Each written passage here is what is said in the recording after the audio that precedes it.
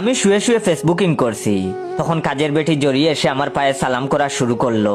সে কিন্তু আমাদের দূর সম্পর্কের আত্মীয়। আমি তখন তাকে বললাম, ব্যাপার কি জড়ি, সালাম করে পায়ের চামড়া খুলে ফেলছো কেন? তখন জড়ি বলল, শুভ সংবাদ ভাইজান, আম্মা রাজি হইছে। আমি তখন বললাম, কিসে রাজি হইছে? তখন জড়ি শরম পাওয়ার অভিনয় করে বলল, আম্মারে বলছি আপনি আমারে পছন্দ করেন।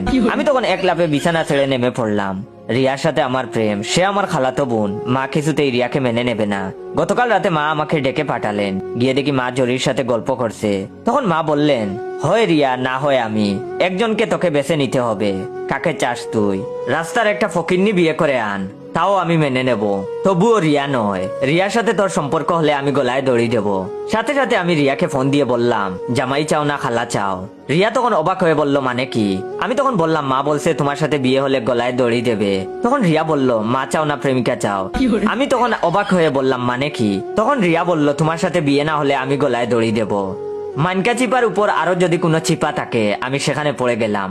কারে ছেড়ে কারে দড়ি, সারা রাত চিন্তা করতে লাগলাম। মা বড় না প্রেমিকা বড়? সকালবেলা ঘুম থেকে উঠে রিয়াকে ফোন করে বললাম, কখন গলায় দড়ি দিবা? তখন রিয়া বলল, মানে কি? আমি তখন বললাম, সতে হলেও তো তুমি আমার খালাতো বোন, তোমার প্রতি আমার একটা দায়িত্ব আছে না? তুমি মারা গেলে খালাতো ভাই হিসেবে আমারই তো সবার আগে থাকতে হবে। লাশ মাটি দেওয়া যে কি হেপা তা তুমি বুঝবা না। সকাল সকাল কাজটা সেরে ফেল, তাহলে আর রাতের বেলা ঝামেলা পুয়াতে হবে না। আমি আবার অন্ধকার ভয় পাই। তখন সে বলল, তুমি কি ব্রেকআপ করতে চাইছো? আমি তখন বললাম, আমি চাইছি না, মা চাইছে।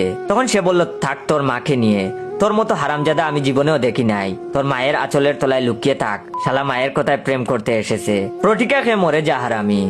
তখন আমি বললাম, তুই তুকারি করছো ভালো কথা, মরার টাইমটা বলো, মাকে নিয়ে এক্ষুনি রওনা দেবো তোমার জানাজার জন্য। তখন সে বলল, তুই মর শালা। এটা বলেই রিয়া ফোন রেখে দিল। ব্রেকআপের কথা মাকে জানাতে রান্নাঘরে ঢুকলাম। পিছন থেকে মাকে জড়িয়ে কাঁধে মুখ ঘষতে শুরু করলাম। মাকে পটানোর জন্য যেটা আমি প্রায় করি, যেভাবেই হোক রিয়ার জন্য মাকে ম্যানেজ করতে হবে। আমি মুখ ঘষছি, এমন সময় জড়ির কণ্ঠ শুনলাম আর বলছে, মজা পাইছি ভাইজান। আমি তখন এক লাফে সরে গিয়ে দেখি জড়ি দাঁড়িয়ে আছে, আঁচল দিয়ে মুখ ডেকে শরম পাওয়ার অভিনয় করছে। জড়ি মায়ের পুরনো একটা কাপড় পরাতে এই ভুল করে ফেলেছি। জড়ি তখন বলল, আপনি যে আমারে পছন্দ করবেন এটা আমি ভাবি নাই ভাইজান, আলহামদুলিল্লাহ। রিয়া ম্যাডামের চেয়ে আমি কম কিসে?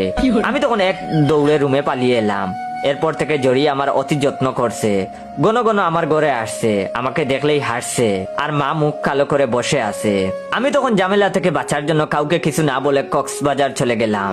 মা মনে করলো আমি রিয়ার দুঃখে দেশান্তরী হয়েছি। কক্সবাজার এসে আরামে খাওয়া আর ঘুম দিচ্ছি। 3 দিন পর মা ফোন দিয়ে কাঁদতে কাঁদতে বললেন, আমি না হয় রাগ করে রাস্তার ফকিন্নি বিয়ে করতে বলছি, তাই বলে তুই জড়িকে বিয়ে করবি? আমি তখন বললাম, হ্যাঁ মা, আমার কপালে লেখা আছে জড়ি, আমি কি করব বলো? মা তখন কাঁদতে কাঁদতে বললেন, তুই বাসায় ফিরে আয় বাবা। আমি তখন বললাম, আসবো মা, আগে জড়ির সাথে বিয়ের দিন তারিখ ঠিক করো, তারপরে আসবো। তখন তিনি বললেন, ওরে তুই রিয়াকে বিয়ে কর, তবুও জড়িকে বিয়ে করিস না।